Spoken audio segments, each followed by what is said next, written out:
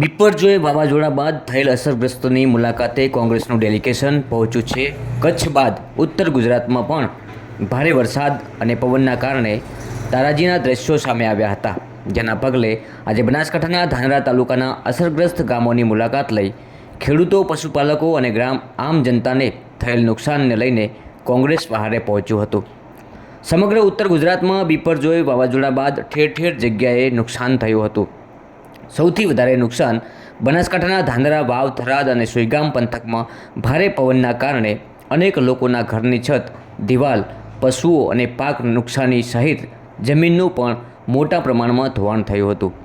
જોકે આજે કોંગ્રેસ પૂર્વ પ્રમુખ જગદીશ ઠાકોર, સેવાદળના પ્રમુખ લાલજીભાઈ દેસાઈ તેમજ જિલ્લા પ્રમુખ અને કોંગ્રેસના ધારાસભ્ય ગેનીબેન ઠાકોર અને પૂર્વ ધારાસભ્યો સહિત મોટી સંખ્યામાં કોંગ્રેસના કાર્યકર્તાઓ ધાનેરાના જડિયા, ભાટીબ અને વિંછીવાડી ગામની મુલાકાત લીધી હતી।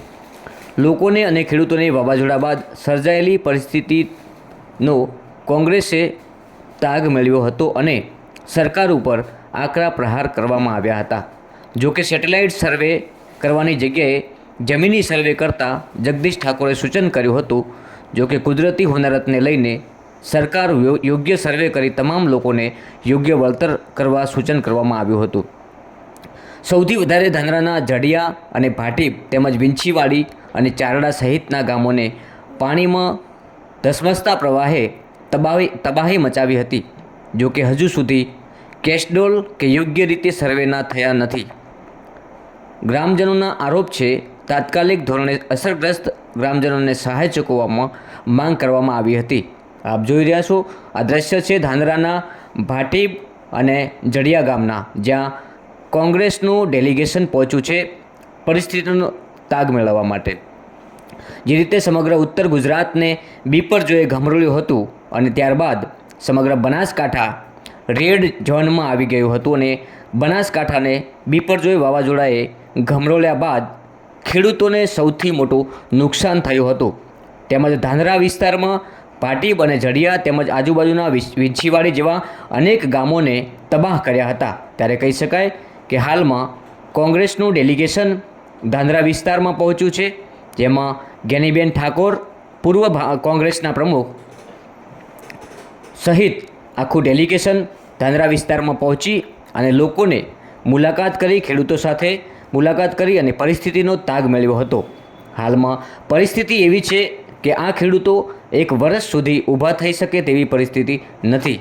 વરસાદ અને પવનના કારણે આ વિસ્તારમાં તારાજીના દ્રશ્યો સામે આવ્યા હતા, જેના પગલે આજે બનાસકાંઠાના ધાનેરા તાલુકાના અસરગ્રસ્ત ગામોની મુલાકાત લઈને ખેડૂતોને, પશુપાલકોને અને આમ જનતાને થયેલ નુકસાનને લઈને કોંગ્રેસ વહારે આવ્યું છે। ત્યારે સરકાર ઉપર આક્ષેપો કર્યા હતા અને સ્થાનિક લોકો શું કહી રહ્યા છે, જુઓ આ વિડીયો। મારું ઇન્દ્રસિંહ રાજપૂત। બાપુ, જો વાત કરવામાં આવે તો ભાટીબમાં અને જડિયામાં, ખાસ કરીને ભાટીબમાં કેટલું નુકસાન? સાહેબ, ભાટીબની વાત તો હું પછી કરું। જે આજ કોંગ્રેસ સરકારનું આખું મંત્રમંડળ અમારી જે રૂબરૂ આવીને મુલાકાત લીધી અને કેન્દ્રમાં 27 વર્ષથી સરકાર બેઠી, અમારા કોઈ ટીડીઓ એ કોઈ ફોન નહીં રાત ન ઉપાડતા અને રાતના જે આ દ્રષ્ટિ મેં જોઈ એક બહુ ખતરનાક અને દ્રશ્ય હતી। જે રાતના પાણી આવ્યું, અમારા તબેલા જતા રહ્યા, પશુ જતા રહ્યા, બોર જતા રહ્યા, જમીનનું ધોવાણ જતું રહ્યું। અમે જ્યાં વોળાના પટમાં બેઠા છીએ તો અમે સરકારને એવી વિનંતી કરી કે જ્યાં વોળાનું વેણ છે એ વેણને ઊંડું પાડે, બંને બાજુ પ્રોટેક્શન દિવાલ બનાવે તો અમારે થોડુંક અમારા બાળક બચ્ચો માટે કંઈક રહે એવું અમે આ સરકારને વિનંતી કરીએ છીએ। પણ સરકાર કશું ધ્યાનમાં લેતી નથી।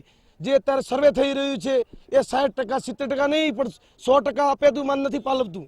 અમારી જમીન જતી રહી, હવે અમારે શું લેવાનું? ઓવરઓલ તમારા ગામમાં કેટલું નુકસાન? અમારા ગામમાં સાહેબ મોસ્ટ ઓફ ગણો તો 80% નુકસાન થઈ ગયું હોય। અને જે આ વોળાનો પટે તે તો કશું રહ્યું જ નહીં, તે તો 100%। સરકાર પાસે શું અપેક્ષા? સરકાર પાસે અમને અપેક્ષા છે કે કોઈ સ્થળાંતર કરીને જમીન આપે, કોઈ અમને કોઈ સહયોગ આપે એવી મેં સરકારને વિનંતી કરી છે। બીજું મારી ખાસ રજૂઆત હજુ કે જે આ વોળાનું વેણે એનું ઊંડું પાડી અને બંને બાજુ પ્રોટેક્શન દિવાલ લે તો અમારે થોડુંક મારા પાછળ તો થોડીક જમીન છે એ બચે।